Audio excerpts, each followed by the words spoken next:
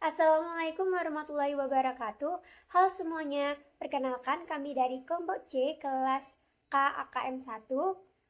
Pada kesempatan kali ini, kami akan mempresentasikan hasil diskusi kami mengenai pembahasan dari tugas exercise week 5 yang berkaitan dengan various time value situation.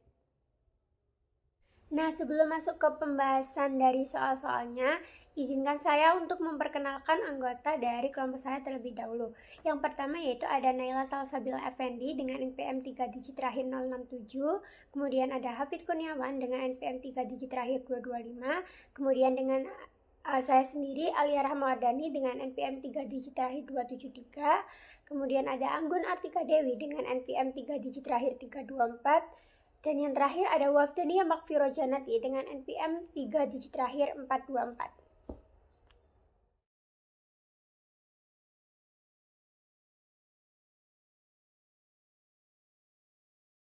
Baik, di sini saya akan menjelaskan soal P6.1.A yang dimana pertanyaannya yaitu pada tanggal 1 Januari 2022 yang LTD itu menjual sebuah bangunan yang berharga 25 juta yen dan memiliki akumulasi penyusutan sebesar 10 juta yen pada tanggal penjualan.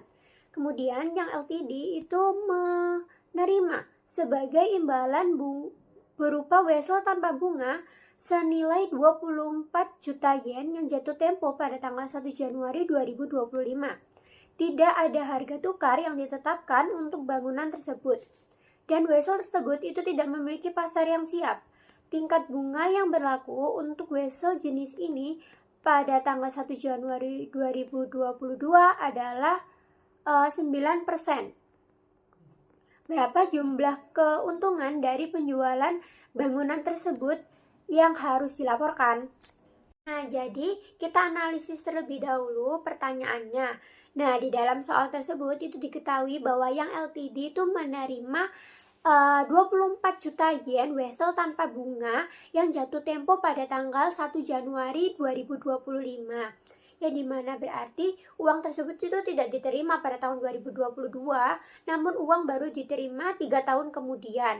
Nah, 3 tahun itu dari mana? 3 tahun itu dari selisih tahun transaksi awal yaitu 1 Januari 2022 dan jatuh tempo weselnya yaitu 1 Januari 2025. Nah, dalam konsep ini yaitu kan konsep time value of money, uang yang diterima di masa depan itu nilainya lebih kecil dibandingkan dengan uang sekarang. Kemudian dalam soal juga diketahui bahwa wesel itu tidak memiliki bunga. Oleh karena itu, untuk mengetahui nilai sebenarnya saat ini, jumlah masa depan itu harus didiskontokan menggunakan tingkat suku bunga. Kemudian juga di dalam soal itu tidak diketahui, tidak ada harga pasar yang diketahui saat transaksi. Maka nilai transaksi itu ditentukan dari nilai sekarang dari weselnya tersebut.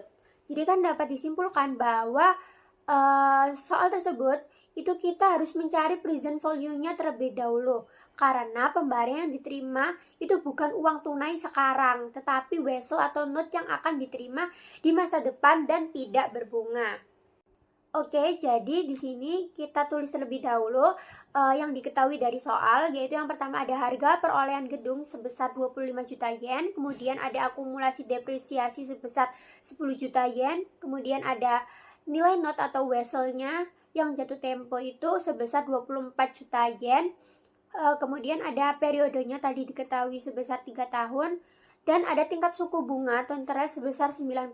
Kemudian ditanya yaitu berapa jumlah keuntungan dari penjualan bangunan tersebut yang harus dilaporkan. Nah, jadi di sini kita cari terlebih dahulu present value-nya dengan menggunakan rumus yaitu future value dikali dengan present value factor dari periode 3 tahun dan tingkat suku bunga 9%. Nah, untuk mencari present value faktornya yaitu 1 per 1 plus I pangkat N, atau bisa langsung kita kalikan jadinya untuk mencari present value yaitu future value dibagi dengan 1 plus I pangkat N. Nah, jadi kita bisa langsung masukkan. Tadi future value-nya udah diketahui. Future value-nya itu didapatkan dari ini, nilai not atau nilai wholesale yang tadi jatuh tempo yaitu sebesar 24 juta yen. Nanti kita masukkan ke future value-nya sebesar 24 juta yen, kemudian dibagi dengan 1 plus I-nya yaitu tingkat suku bunga yaitu 0,09, kemudian pangkat N itu yaitu periodenya senilai 3 tahun. Jadi nanti kita jumlah terlebih dahulu, 1 plus 0,09 berarti 1,09 dipangkatkan 3 didapatkan hasil yaitu 1,295,029. Jadi present value-nya yaitu 24 juta dibagi dengan 1,295,029 didapatkan hasil yaitu 18.532.403,5 yen. Nah, selanjutnya kita cari nilai buku gedungnya terlebih dahulu sebelum menghitung keuntungannya. Jadi, book value atau nilai buku gedung itu adalah nilai aset yang masih tercatat di laporan akuntansi setelah dikurangi dengan akumulasi depresiasi. Jadi nilai gedungnya itu kita harus kurangkan dulu dengan akumulasi depresiasi yang diketahui tadi. Jadi tadi kan diketahui bahwa harga perolehan gedungnya sebelumnya kan 25 juta, kan ada akumulasi depresiasi, berarti kita kurangkan dulu. Jadi book value-nya yaitu 25 juta yen dikurangi dengan 10 juta yen yaitu 15 juta yen. Baru kita bisa mencari keuntungannya. Nah, kenapa ini bisa mencari keuntungan? Keuntungan atau gain itu terjadi jika nilai yang diterima itu lebih besar dari nilai buku atau book value. Jadi kan tadi nilai yang diterima itu present value-nya kan sebesar 18.532.403,5 dengan book value-nya kan sebesar 15 juta, kan lebih kecil. Nah, jadi rumus untuk mencari keuntungannya yaitu present value dikurangi dengan book value. Berarti 18.532.403,5 kita kurangkan dengan 15 juta yen didapatkan hasil yaitu 3.532.403,5 yen. Jadi keuntungan yang didapatkan dari penjualan bangunan tersebut adalah sebesar 3.532.403,5 yen. Nah, kemudian saya juga akan menjelaskan cara kedua untuk menghitung present value menggunakan tabel present value. Untuk rumus umumnya itu sama, yaitu present value sama dengan future value dikali dengan present value factor. Namun tadi kan untuk mencari present value faktornya itu menggunakan rumus 1 per 1 plus I pangkat N. Namun di sini kita bisa langsung mencari menggunakan tabel present value. Jadi untuk rumusnya yaitu present value sama dengan 24 juta itu dikali dengan present value factor dengan N-nya 3 tahun dan tingkat suku bunga 9%, yaitu kita cari di dalam tabelnya present value faktornya dengan tingkat suku bunga 9% dan periode 3 tahun itu didapatkan hasil 0,772. Jadi nanti present value itu adalah 24 juta dikali dengan 0,772 didapatkan hasil yaitu 18.528.000 yen. Nah, untuk perhitungan selanjutnya itu sama. Kemudian kita mencari nilai buku gedungnya yaitu book value sama dengan harga perolehan gedung dikurangi dengan akumulasi depresiasi didapatkan hasil 15 juta yen. Kemudian kita cari keuntungan penjualan. Nah, gain terjadi jika nilai yang diterima tadi kan lebih besar daripada nilai buku. Jadi kita cari gainnya. Gain on sale-nya yaitu present value dikurangi dengan book value. Present value-nya tadi kan diketahui 18.528.000 yen. Kemudian dikurangi dengan 15 juta yen. Didapatkan hasil yaitu 3.528 yen. Jadi keuntungan dari penjualan bangunan tersebut adalah 3.528 yen. Di sini saya akan menjelaskan bahwasanya B631 B di mana yang aktif ini beli obligasi sekitar 300 lembar pada kuartal 900.000 dengan bunga 9% dalam jangka waktu atau periode 10 tahun. Nah, jatuh tempo obligasinya ini pada 1 Januari 2032 dengan yield sebesar 11%. Nah, pertanyaan adalah berapa total harga yang dibayarkan yang LTD untuk membeli 300 lembar obligasi tersebut. Kita dapat menyelesaikan melalui penyediaan persen value bunga tahunan dengan rumusnya 9.000 yang merupakan bunga per tahun diambil dari 9% tadi, kemudian dikali 1 kurangi 1,11 pangkat 10 min 10 bagi 0,11. Nah, rumus ini juga bisa lebih cepat dicari melalui time value, tabel time value, sehingga didapatkan harga 9.000 kali 5,889 dan jumlahnya 52.003. Kemudian kita mencari present value nilai nominal dengan rumusnya 100.000 dibagi 1,11 pangkat 10. Nah, 100.000 ini merupakan nilai nominal per obligasi atau per lembar tadi. Kemudian dikali 0,352. Nominal ini juga bisa dicari lebih cepat melalui tabel time value, sehingga ini adalah 35.218. Nah, kita mencari harga obligasi per lembar. Harganya adalah 52.003 dari persen value bunga tahunan tadi, kemudian ditambah persen value nilai nominal, sehingga hasil akhirnya adalah 57.221 per lembar, sehingga total harga yang dibayarkan yang LTD untuk beli 300 lembar adalah total dari harga obligasi per lembar dikali 300, sehingga jumlahnya 26.166,95.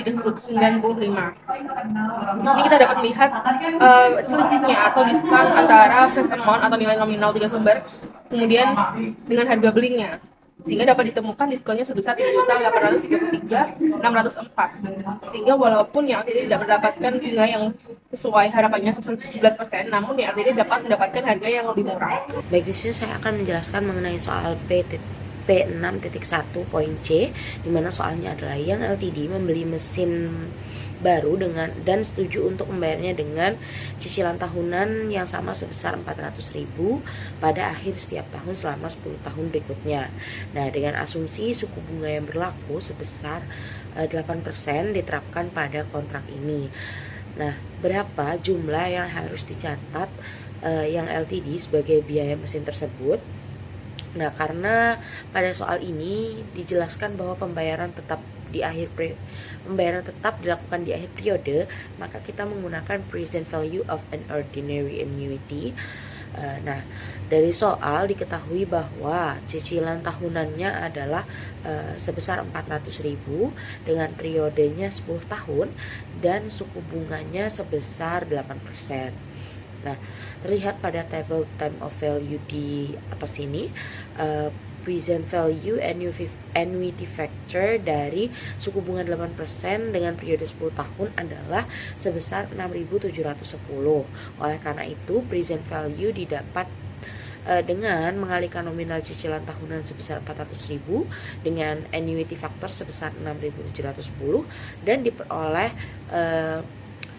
2.684.000 yang merupakan cost of machines.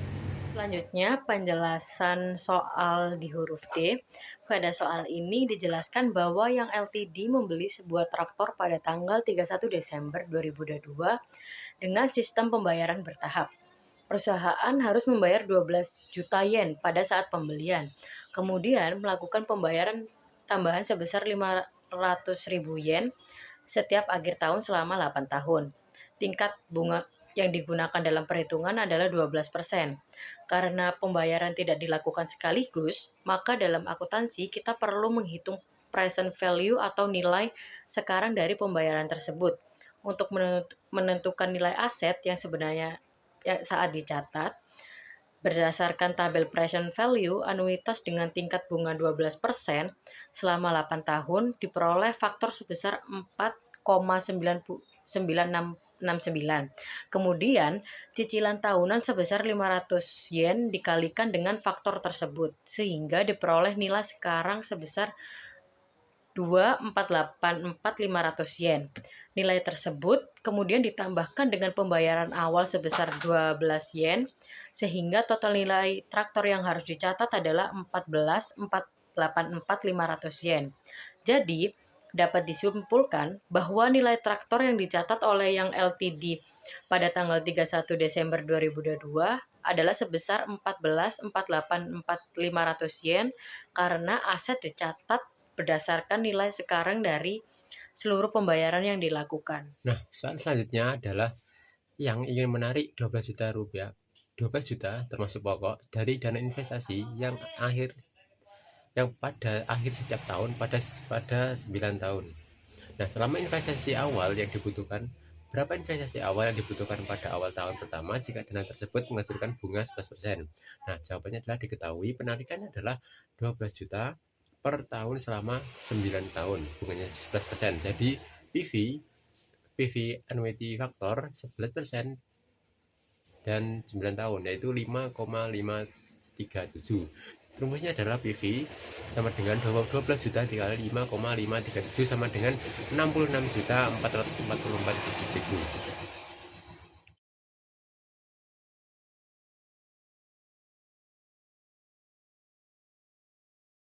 Penyelesaian P6.2a dengan diketahui jumlah dana yang dikumpulkan atau future value-nya sebesar $90.000, periode atau N-nya 8 tahun, bunga atau interestnya 8%, dan kita menggunakan konsep future value ordinary annuity atau FVOA.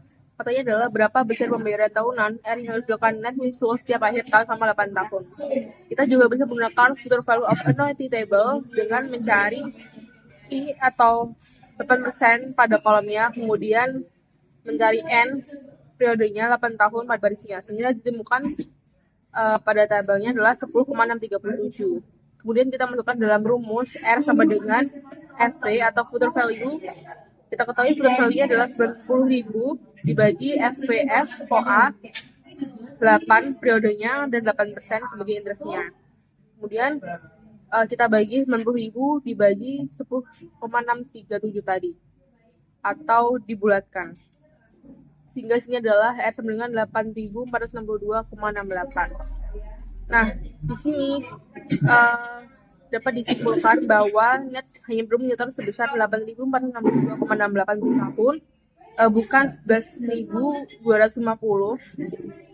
Nah, selisihnya itu berasal dari bunga yang harus terus berkembang setiap tahunnya, sehingga Selanjutnya saya akan menjelaskan mengenai soal P6.2.b, di mana soalnya adalah Robert Hitchcock hari ini berusia 40 tahun dan ia ingin mengumpulkan uang sebanyak $500.000 pada ulang tahunnya yang ke-65 agar dapat pensiun di tempat liburan musim panasnya di Danau Hopatcong.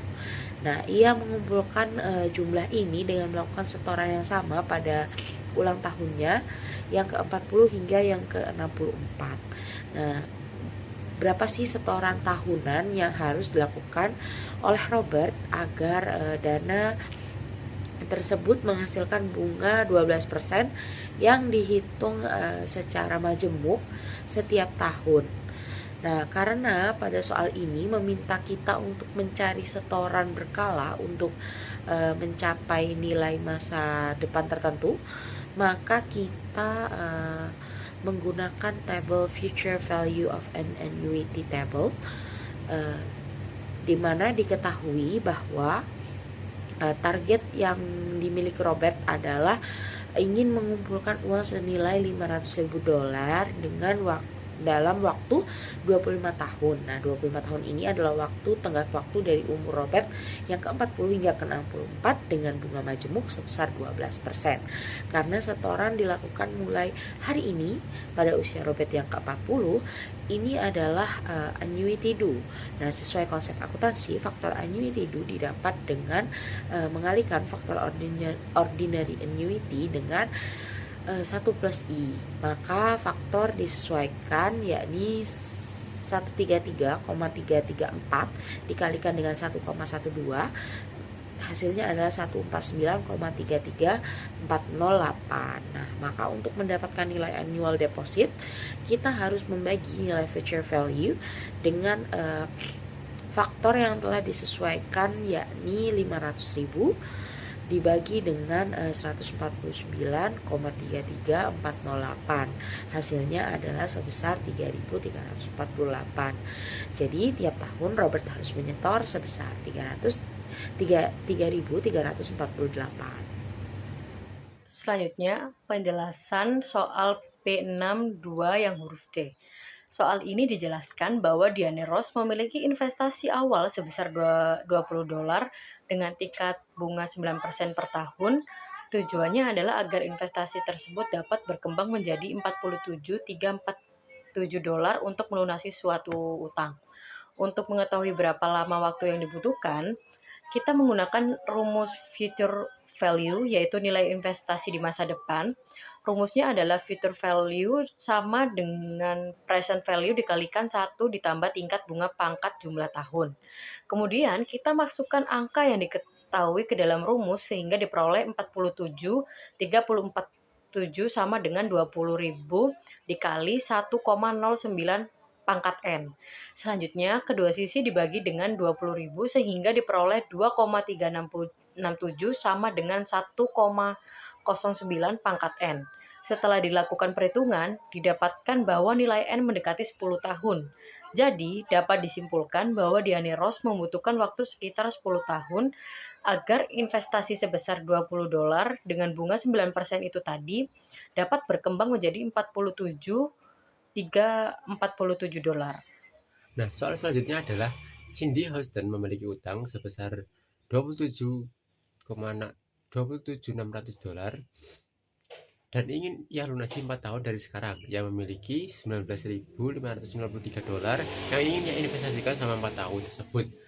Beberapa tingkat bunga tahunan yang diperlukan oleh ia agar dapat mengumpulkan cukup uang untuk membayar utangnya. Caranya adalah diketahui utangnya yaitu sebesar $27.600, investasinya sebesar $19.533 dan waktunya 4 tahun. Jawabannya adalah 1 plus R pangkat 4 sama dengan 27.600 dibagi atau per 19.593 sama dengan 1 plus R dipangkatkan 4 sama dengan 1412. 1 plus R sama dengan 1412 dipangkatkan 1 per 4. Nah, yang menghasilkan adalah R-nya 9%. Jadi bunga yang diperlukan untuk melunasi hutangnya adalah sekitar 9%. Nah, sekian pembahasan dari tugas exercise week 5 yang dapat kelompok kami sampaikan. Kurang lebihnya mohon maaf. Terima kasih. Wassalamualaikum warahmatullahi wabarakatuh.